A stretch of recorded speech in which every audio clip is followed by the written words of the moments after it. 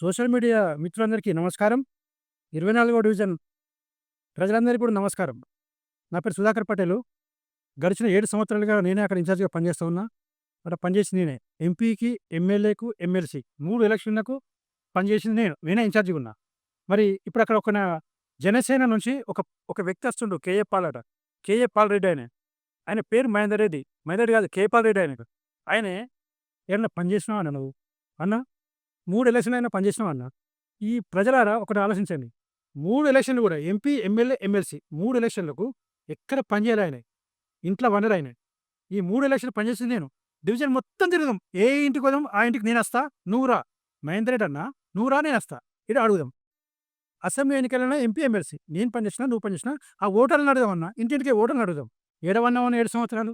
ప్రజలారా ఇట్లాంటి మోసగాళ్ళని నమ్మితే గోసపడతారు. మళ్ళీ ఇప్పుడు అచ్చిండు. మున్సిపల్ ఎన్నికలు రాగానే బయటకచ్చిండు. అచ్చి నాకు బీజేపీ టికెట్ ఇస్తలేదు, బీజేపీ టికెట్ ఇస్తలేదు, బీజేపీ టికెట్ ఇస్తదని ముసలి కన్నీరు గారుస్తుండు. ఈయన కన్నీరు చూస్తే ఆ కమల్ హాసన్ కింద పడతాడు, చిరంజీవి కింద పడతాడు, అమితాబ్ బచ్చన్ కింద పడతాడు. ఈయన దొంగేడుపు చూస్తే ఆస్కార్ అవార్డు ఈయనకే ఇస్తారు తీసుకొచ్చి. ఆ గంత నటనపరుడు ఈయన. నటనలో జీవిస్తాడు ఈయన. జీవిస్తాడు నటనలో. అటువంటి వ్యక్తి ఈ మహేందర్ రెడ్డి. కేఏ పాల్ రెడ్డి ఈయన. మహేందర్ రెడ్డి కాదు కేఏ పాల్ రెడ్డి. అంటే ప్రజలారా ఒకటి విషయం గుర్తించండి. పార్టీ వల్ల ఈయన లబ్ధి పొందిండు తప్ప, పార్టీ వల్ల ఈయన లబ్ధి పొందాడు. ఈయన వల్ల పార్టీ లబ్ధి పొందలే. పార్టీయే ఈయనను ఎదగనిచ్చింది. నీకు జనరల్ సెక్రటరీ ఇచ్చింది town BJYM. BJP town president చేసింది. 2 సార్లు టికెట్ ఇచ్చింది. 2 సార్లు టికెట్ ఇచ్చింది నిన్ను గుర్తించి. అయినా 2 సార్లు డిపాజిట్ వీకింది నీకు. 2 సార్లు టికెట్ వీకి డిపాజిట్ పోయినావు నువ్వు. ఓడిపోయినావు. నువ్వు అదైతున్నావు మళ్ళా. పార్టీ ఎవరికి టికెట్ ఇస్తే వారికి అభ్యర్థికి మనం సపోర్ట్ చేయాలి. నేనున్న 20 సంవత్సరాలు పని చేయబట్టి, నేను పోటీ చేస్తే నేను కూడా తిరిగినా, నేను కూడా టికెట్ ఆశించిన. కానీ పార్టీ నన్నేం చేసింది, పలానా అభ్యర్థికి ఇస్తున్నాం. అనేక సమీకరణల వల్ల పలానా అభ్యర్థికి ఒంటెల సత్యనారాయణ రెడ్డి గారికి టికెట్ ఇస్తున్నాము. సుధాకర్, నువ్వు ఆయనకు అభ్యర్థికి మద్దతు చేయి, ఆయనకు ప్రచారం చేయమంటే నేను నిజమైన హిందుత్వవాదిగా, నిజమైన కార్యకర్తగా, ధర్మరక్షకుడిగా నేను ఆయన సత్యనారాయణ రెడ్డి గారికి మద్దతు ఇస్తున్నా, సపోర్ట్ చేస్తూ ఉన్నా. నువ్వు బేతి మహేందరుడన్నా, నువ్వు నిజమైన కార్యకర్తవైతే, ధర్మరక్షకుడివైతే చలో బీజేపీ చెప్పింది కదా, బీజేపీ కట్టుబడి, బీజేపీ సిద్ధాంతానికి కట్టుబడి ఒంటెల సత్యనారాయణ రెడ్డి గారికి మద్దతు ఆయనకు ప్రచారం చేద్దాం, ఆయన గెలిపించుకుందాం, తీసుకపోయి సంజయ్ దగ్గర కూర్చోబెడదాం. కేంద్రం నుంచి నిధులు వస్తాయి, సంజయ్ నిధులు తీసుకొస్తాడు, మన డివిజన్ అభివృద్ధి చెందుతుంది. అంతేనా కదా? నిజమైన కార్యకర్త గిట్లా పనిచేయాలి గానీ, ముసలి కన్నీరు కార్చుకుంటూ, దొంగేడు పేర్చుకుంటూ, బీఆర్ఎస్‌లో గూట్లో దూరుతూ, కాంగ్రెస్ అని టెంట్‌లో కూర్చుంటూ, రాత్రి జనసేన బీఫామ్ తెచ్చుకొని, ఇంట్లో పెట్టుకొని బీరువాల, మళ్ళా బీజేపీ నుంచి నామినేషన్ అని చెప్తావు. జనసేన నుంచి నామినేషన్ ఏస్తావు. జనసేన నుంచి బీఫామ్ తెచ్చుకుంటావు.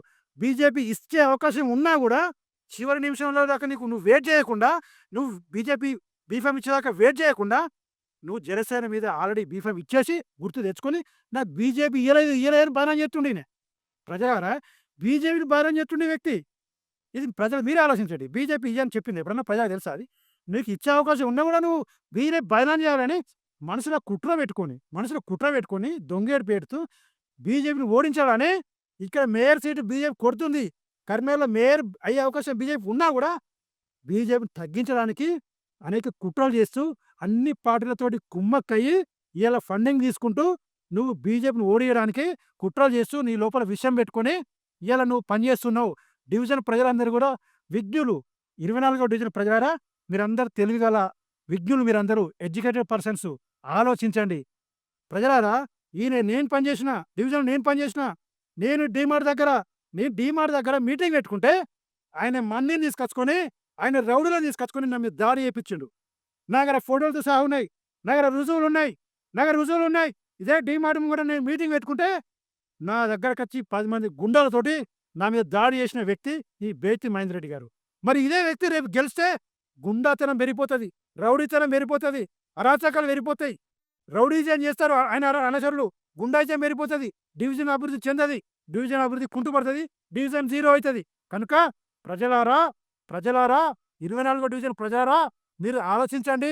కేంద్రం ఉన్నది నరేంద్ర మోదీ గారి ప్రభుత్వం. ఇక్కడ మనకున్నది కేంద్ర మంత్రి సంజయ్ గారు ఉన్నారు. వారు నిధులు తీసుకొస్తారు, డివిజన్ అభివృద్ధి చేస్తారు. ఇక్కడ బీజేపీ అభ్యర్థి ఒంటెల సత్యనారాయణ రెడ్డి గారు ఉన్నారు. వారు గెలిస్తే, బీజేపీ అభ్యర్థి ఒంటెల సత్యనారాయణ రెడ్డి గారు గెలిస్తే డివిజన్ అభివృద్ధి చెందుతుంది.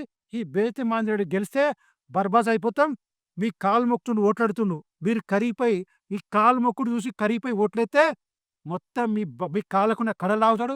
మీ మెడలో బంగారం కూడా దోసుకుపోయే వ్యక్తి ఈ మహేందర్ రెడ్డి గారు. కనుక ఈయన చాలా క్రిమినల్ మైండు.